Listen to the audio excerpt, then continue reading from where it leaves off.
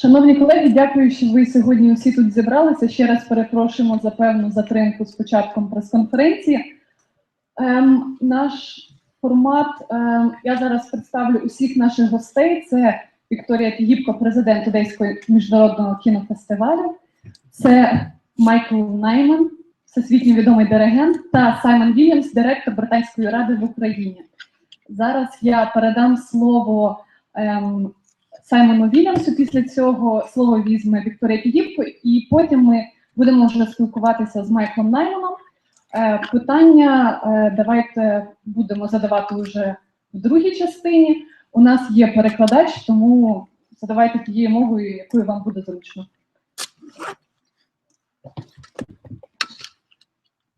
Thank you very much for the introduction. Спасибо большое за представление. The British Council has been working in Ukraine for 22 years, and we're proud to have been a partner of the Odessa International Film Festival for the last 5 years. Британский совет работает в Украине уже 22 года, и мы рады быть партнером Одесского международного кинофестиваля в течение 5 лет.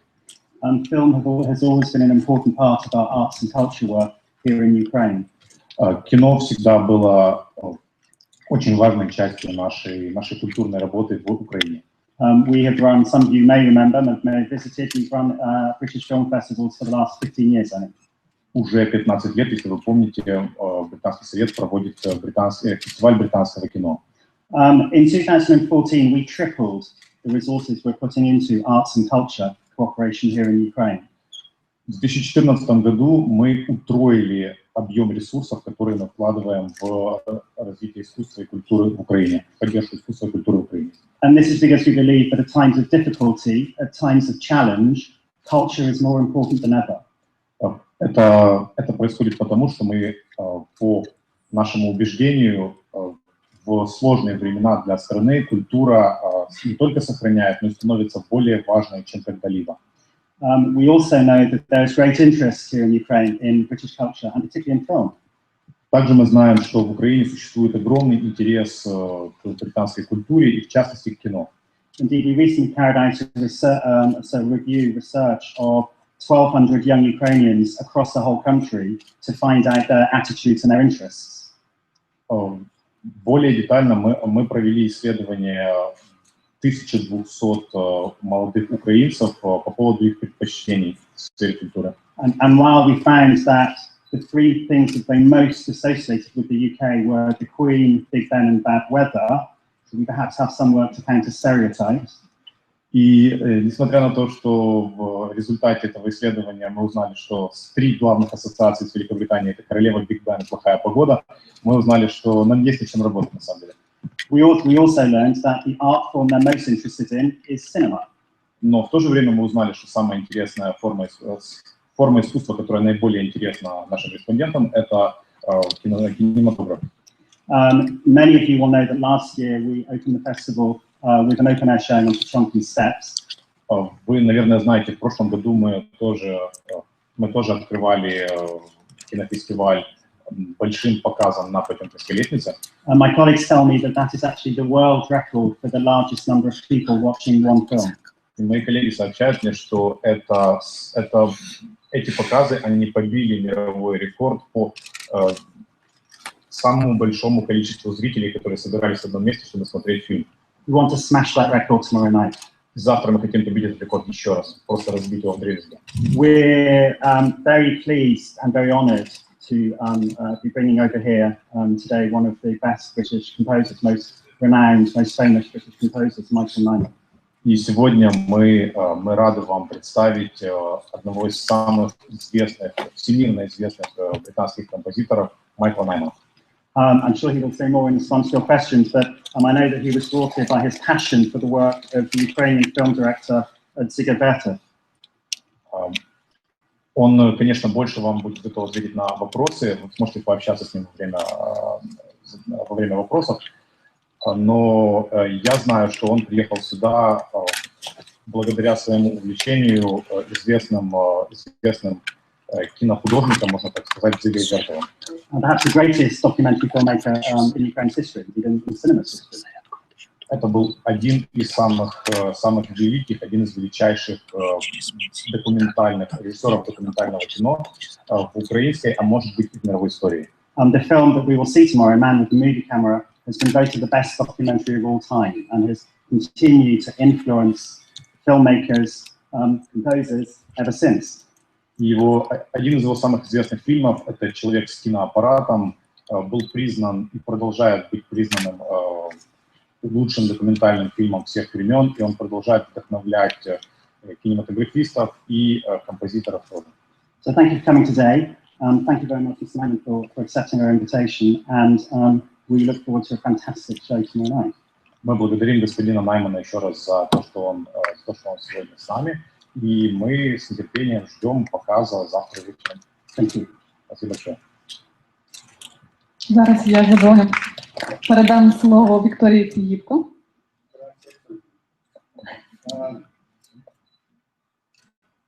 Two things that you said of interest to me.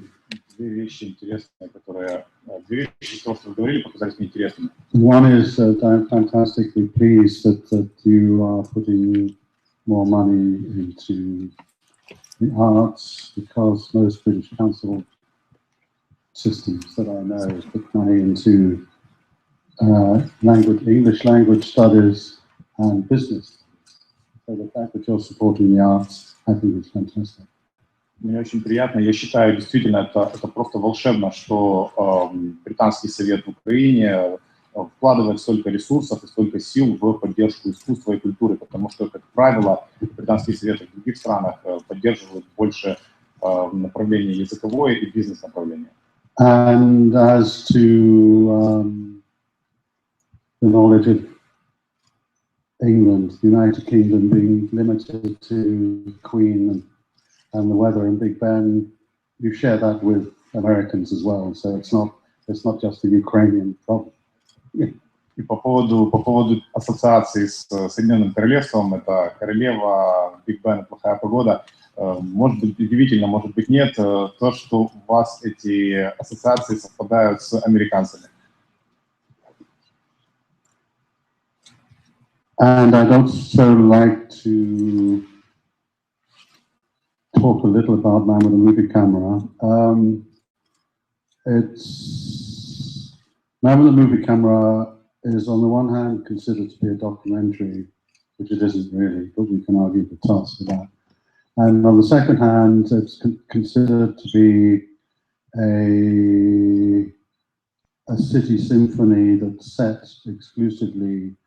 filmed exclusively in Moscow, whereas in fact it was filmed in Moscow and in Kiev and in Odessa.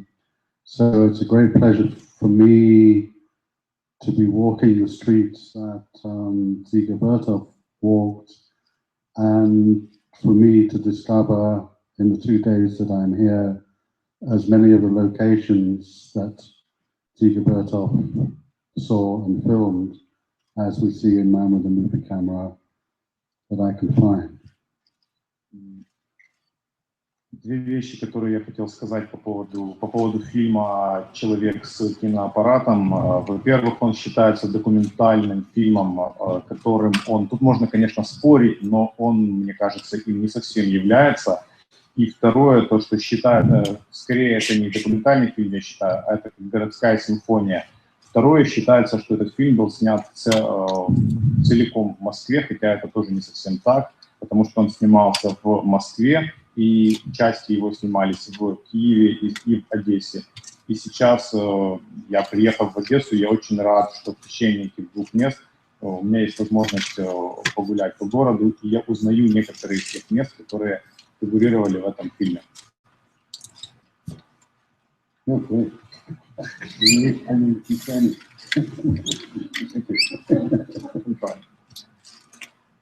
Я хочу буквально добавить несколько слов. Уже очень много было сказано. Мы на самом деле очень рады, потому что мы очень давно ждали Майкла Наймана, особенно в прошлом году, когда визит был практически уже подтвержден.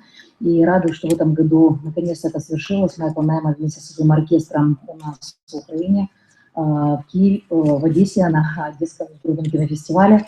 и будет иметь возможность в течение 2 дней пребывания в Одессе открыть эти локации, о которых он сегодня говорил, мы покажем, попробуем открыть те локации, где снимался фильм «Зайди Вертова» «Человек с киноаппаратом».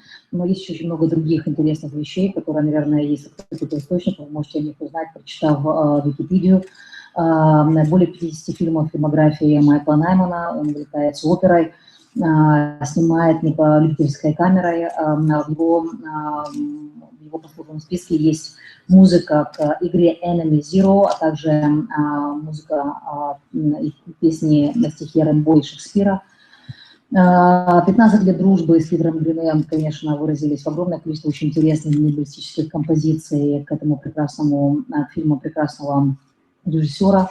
Так что дружба, она конвертируется в очень много интересных произведений, создали эти 2 прекрасных человека вместе.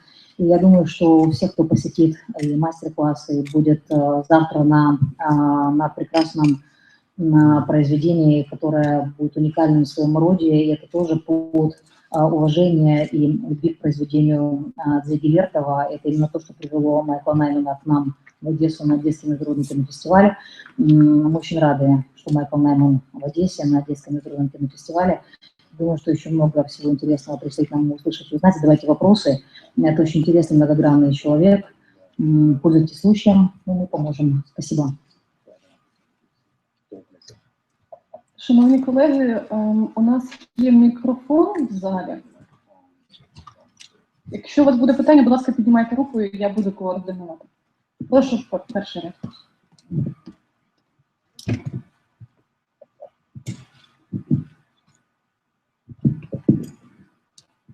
Pavel from the magazine New Time. Do you know any Ukrainian music groups? And if you do, or if you're not, do you know anything about Ukrainian music? I think the answer has to be no, but it's very, since the borders of Ukraine over the last, I don't know how many centuries, have constantly shifted, I probably know music that is Ukrainian without knowing that it's Ukrainian.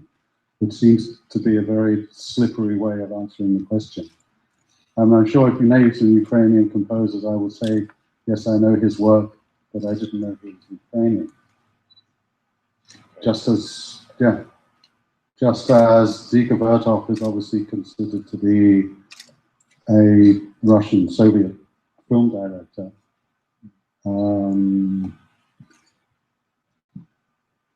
So the answer is no, but I spent the last 8 years living some of the time in Mexico City, and I don't know very much Mexican music either. So. Я вам отвечу. Ответ, наверное, я вынужден ответить нет, но вопрос этот на самом деле довольно сложный, потому что за последние несколько сотен лет истории Украины ее границы сдвигались в разные стороны под влиянием разных процессов. И вполне вероятно, что я знаю целую массу украинских композиторов или композиторов украинского происхождения, я просто не знаю, могу не знать о том, что они украинские. То же самое, как вот говорят про Дзеду Вертова, что он советский, все думают, что он российский, но на самом деле украинского или даже польского происхождения. В то же время, вот, например, я тоже жил 8 лет в Мехико-Сити и в городе Мехико, и я тоже вынужден сказать, что я не знаю многих известных музыкантов. Добрый день. У меня, собственно, 2 вопроса к господину Найману.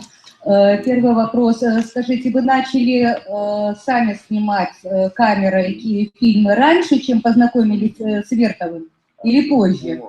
Связано ли это как-то, 2 эти события между собой? Это первое. И второе. Создавая музыку для фильмов Зиги Вертова, это все-таки немые фильмы, и музыку для Гринуэя, это все-таки фильмы с текстом. Есть ли для вас какая-то разница? И что для вас является определяющим, когда вы пишете музыку для немого фильма и для фильма со звуком? Спасибо.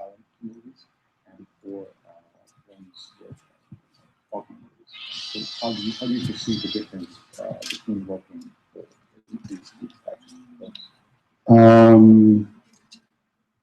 The difference is that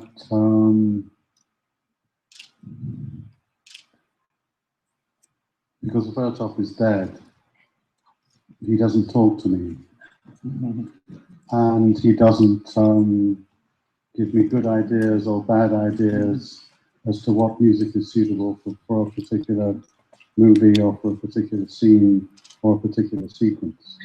So, основная разница между живыми режиссерами и Вертовым — это то, что Вертов, к сожалению, уже умер, и он со мной не разговаривает, и не дает мне обратной связи по поводу того, что как ему бы казалось, было бы хорошо, что нет. В отличие от других моих коллег. but on the other hand, I would love, I mean, most filmmakers, most directors don't know anything about music. And some of them say, I mean, they try to describe the kind of music they want, which is helpful or not helpful. Other directors say, I know nothing about music, do anything you want. And they're the most dangerous ones. Because as soon as you do something, suddenly they have an opinion. And I can tell a lot of stories. I can tell stories about the director of the Amy Winehouse documentary, but I won't. But the other reason I would have loved to have talked to Dziga Vertov is the fact that he was trained as a composer. And he basically wanted to find a way of capturing sounds to make, I suppose, sonic documentation. And there were no tape recorders available at the time, but there were film cameras. And so he made a visualization of the sound world that he wanted to capture with tape recorders.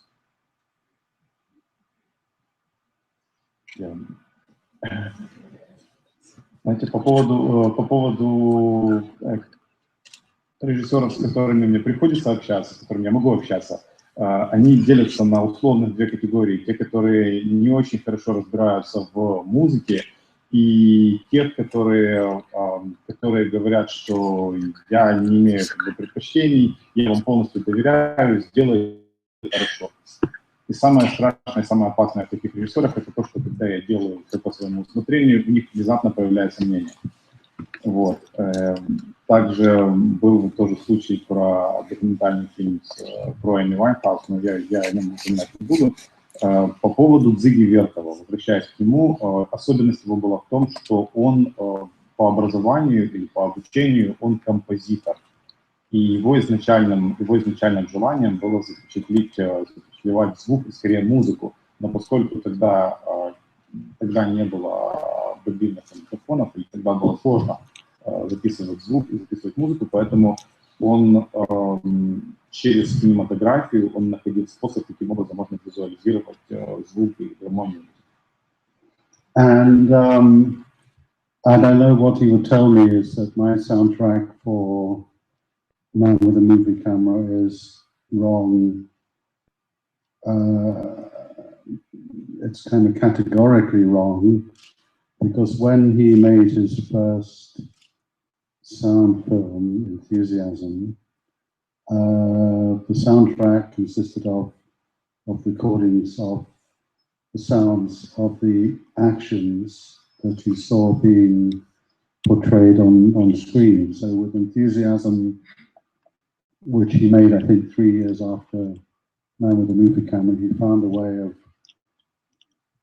capturing the images that he captured, because he was now a filmmaker, alongside the sound world that he hadn't been able to capture as a sound composer.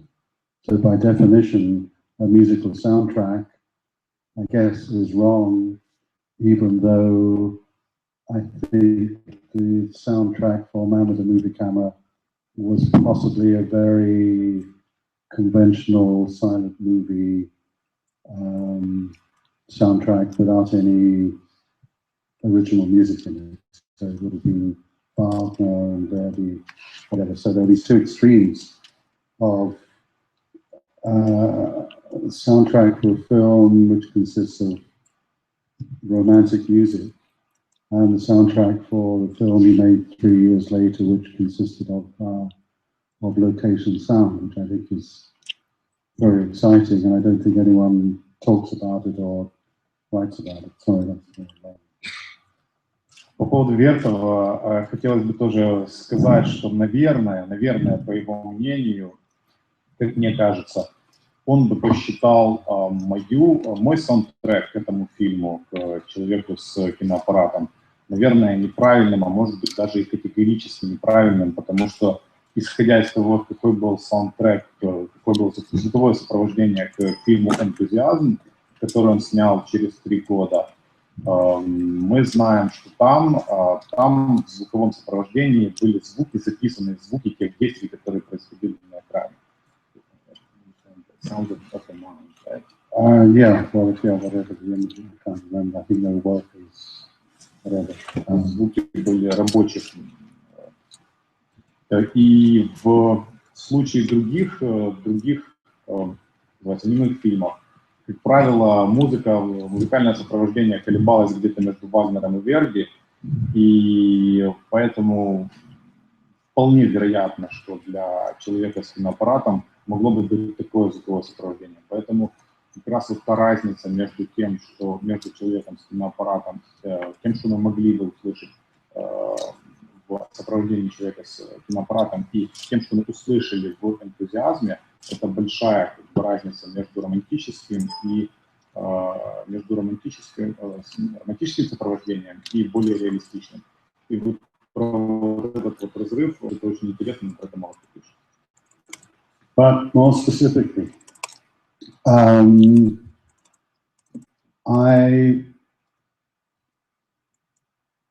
spent the whole of my life till I was 60, nearly 60, not having seen Man with a Movie Camera. And I discovered it in 2002 when I wrote the soundtrack for it.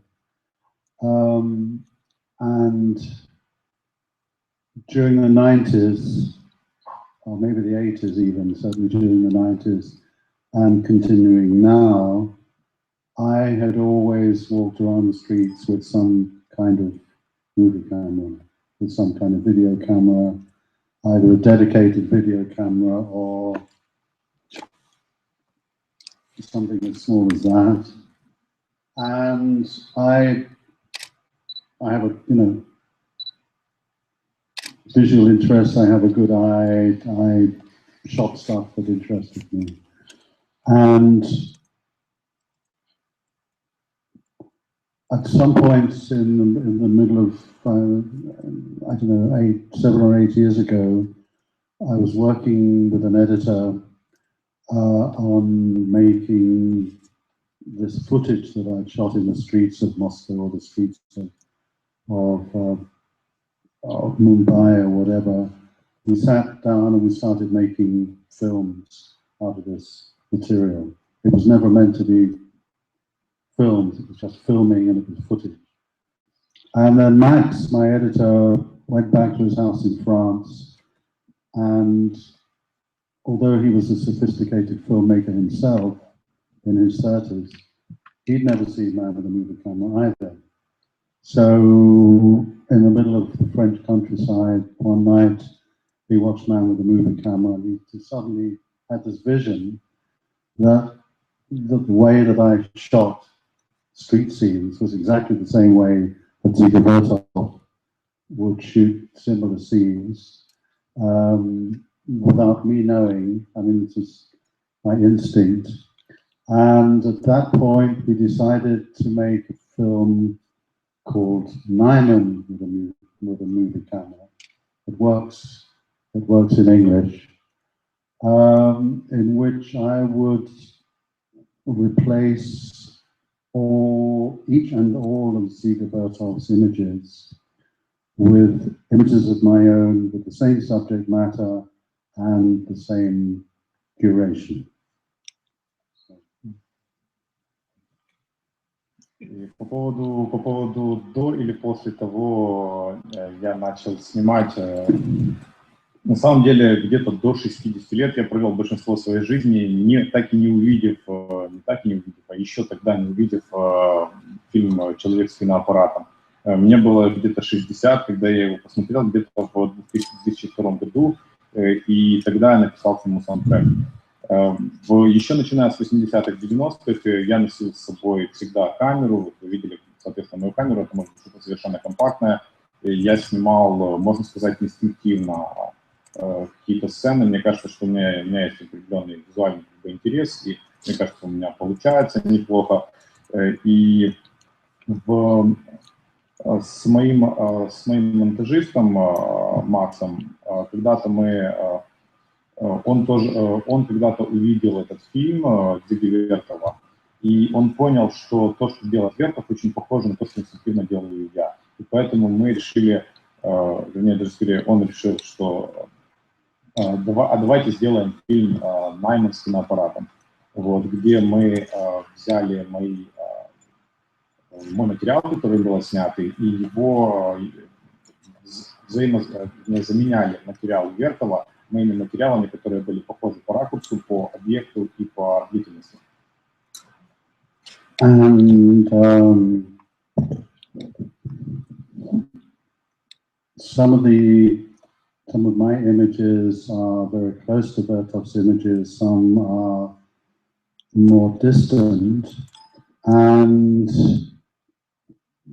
the reason that The Man with the Movie Camera is not a documentary is that it has a narrative, and it's a narrative that Dziga Vertov invented rather than observed, and the narrative is the movie cameraman. So the cameraman who is filming within the film Man with a Movie Camera is obviously Vertov's brother, but is kind of scripted. So Man with a Movie Camera is very different from the other two Vertov documentaries that I've written soundtracks for, Sixth Part of the World in the 11th Year, which are genuine observational documentaries. Which is not what I wanted to say, but it's the beginning of what I want to say. Многие из тех материалов, которые у меня были и были у Вертова, некоторые были похожи, некоторые были довольно отдаленно напоминали, но что я хотел сказать, это почему я считаю, что «Человек с киноаппаратом» не является документальным фильмом, потому что там есть линия повествования, там есть оператор, и оператор, насколько я понимаю, там одна камера на другой камере, и это те вещи, которые были созданы Вертовым и были им сконструированы, поэтому, как мне кажется, это очень такая отличительная особенность, в частности, это отличает фильм «Человек с киноаппаратом» от шестой части «Суши» и 2011 года. And okay, I'll just give one example. I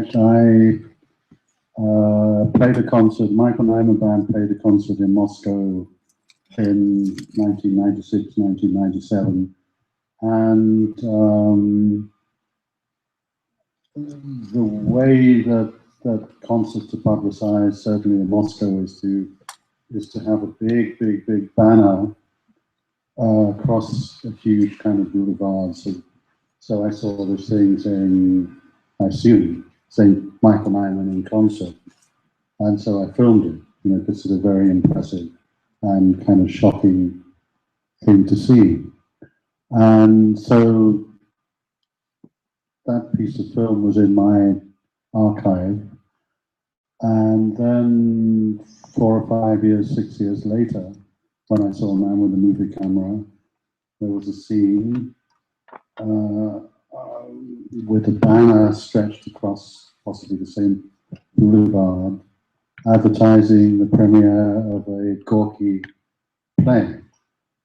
So one of the things I do with Nyman with the Movie Camera is to have side-by-side Vertov's images and my images when they're very appropriate. So that seemed too good an opportunity to miss.